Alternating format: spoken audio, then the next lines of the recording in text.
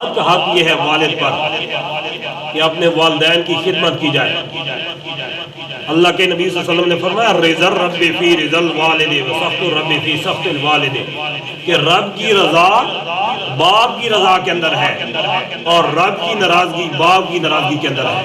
اگر باپ راضی ہے تو رب راضی ہے، اگر باپ ناراض ہے تو رب بھی ناراض ہے۔ اور والدہ کا حق کیا ہے؟ دنیا کے اندر جو ہے سب سے زیادہ اگر کسی کے انسان پر حق ہے تو وہ والدہ کا حق ہے، بندے پر۔ عورت پر سب سے زیادہ حق بیوی کا ہے جب شادی ہو جائے۔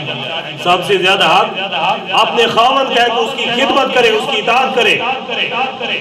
اور مرد پر سب سے زیادہ جو حق ہے وہ بیوی کا ہے۔ مرد پر سب سے زیادہ ماں کا ہے کہ اپنی ماں کی خدمت کرے۔ اللہ کے نبی صلی اللہ علیہ وسلم نے فرمایا الجنت تحت اقدام الامہات، کہ رب العالمین نے ماں کے قدموں تلے جنت رکھی ہے۔ ماں کی خدمت کرو، رب العالمین جنت عطا کرے۔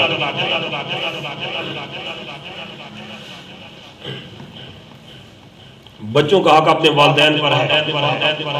اسی طرح ہر ایک مسلمان کا حق دوسرے پر ہے۔ اور بیوی کا حق یہ ہے کہ اپنی خاوند کی اطاعت کرے۔ اللہ کے نبی صلی اللہ علیہ وسلم کے پاس ایک صحابی آ جاتے ہیں اور کہتے ہیں اللہ کے نبی میرا دل چاہتا ہے کہ آپ کو سجدہ کرو۔ آپ نے فرمایا اگر رب کے علاوہ کسی کا سجدہ ہوتا تو بیوی کو حکم ہوتا کہ اپنے خاوند کا سجدہ کرے۔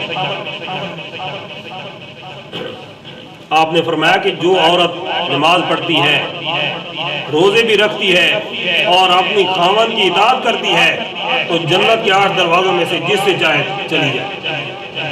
اور خاوند کو حق ہے کہ بیوی کو اچھی رہائش دے، بیوی کے نان و نفقہ اس کے اوپر واجب ہے، اور بیوی سے محبت کرے۔ جس طرح خود کپڑے اچھے پہنتا ہے اس کو اچھے کپڑے پہنائے، جس طرح خود اچھی رہائش رکھنا پسند کرتا ہے اس کو بھی اچھی رہائش دے، اور جو چیز اپنے لیے پسند کرتا ہے وہ اپنی بیوی کے لیے پسند کرے۔ یہ خاوند کا حکم ہے، خاوند کا حق ہے اپنی بیوی پر۔ اسی طرح پڑوسیوں کے حقوق ہیں میرے دوستوں، پڑوسیوں کے حقوق اور رشتہ داروں کے حقوق ہیں۔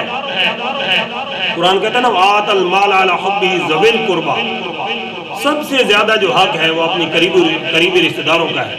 وَاعْبُدُوا اللَّهَ وَلَا تُشْرِكُوا بِهِ شَيْئًا وَبِالْوَالِدَيْنِ إِحْسَانًا وَبِذِي الْقُرْبَى، سب سے زیادہ انسان کے اوپر اپنے بعد جو حق ہوتا ہے وہ قریبی رشتہ داروں کا ہے۔ اگر قریبی رشتہ دار جو ہیں غریب ہیں، مسکین ہیں، فقیر ہیں تو ان کی مدد کی جائے۔ اس کے بعد پڑوسیوں کا ہے۔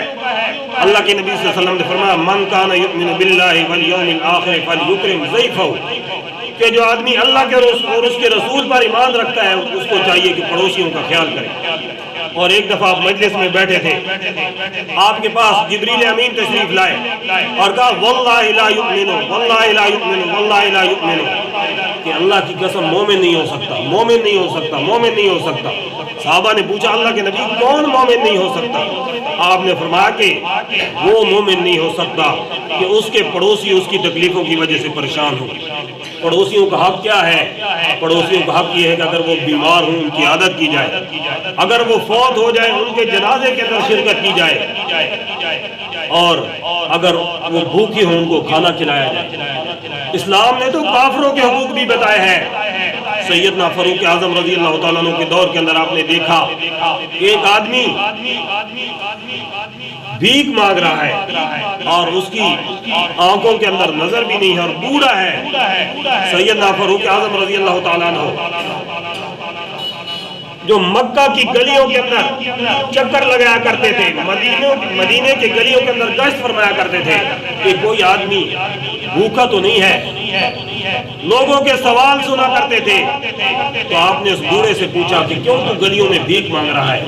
کہنے لگا کہ میں کافر ہوں، غیر مسلم ہوں اور میرے پاس پیسے موجود نہیں ہیں اور ٹیکس بھی دینا ہوتا ہے۔ ٹیکس کا مطلب کیا تھا؟ ٹیکس کا مطلب یہ تھا کہ جو کافر اور غیر مسلم لوگ وہاں رہا کرتے تھے مسلمانوں کے ذمہ تھا کہ ان کا خیال کرنا۔ جس طرح مسلمانوں کے حقوق تھے، مسلمانوں کی حفاظت ان کے ذمہ تھی، اس طرح کافروں کی حفاظت بھی ان کے ذمہ تھی۔ سیدنا فاروق اعظم رضی اللہ تعالیٰ عنہ رونے لگے، کہا کہ میرے دور کے اندر تو بھیک مانگ رہا ہے اور تیرے پاس کوئی چیز موجود نہیں ہے۔ حضرت عمر رضی اللہ تعالیٰ عنہ اس کو بیت المال کے اندر لے گئے اور بیت المال سے اس کا وظیفہ جاری کروا دیا اور کہا کہ جو کوئی آدمی ایسی حالت کے اندر موجود ہے اس کی تلاش کرو اور اس کا وظیفہ جاری کرو۔ تو آج کی تقریر کا خلاصہ کیا ہوا میرے دوستوں کہ دو چیزیں ہیں بنیادی طور پر جو ہم پر فرض ہے، ایک حقوق اللہ، ایک حقوق العباد۔ حقوق اللہ اللہ تعالیٰ کا حق اور حقوق العباد بندوں کا حق۔ حقوق العباد کا معاملہ بہت حساس ہے، اس کے اندر احتیاط کی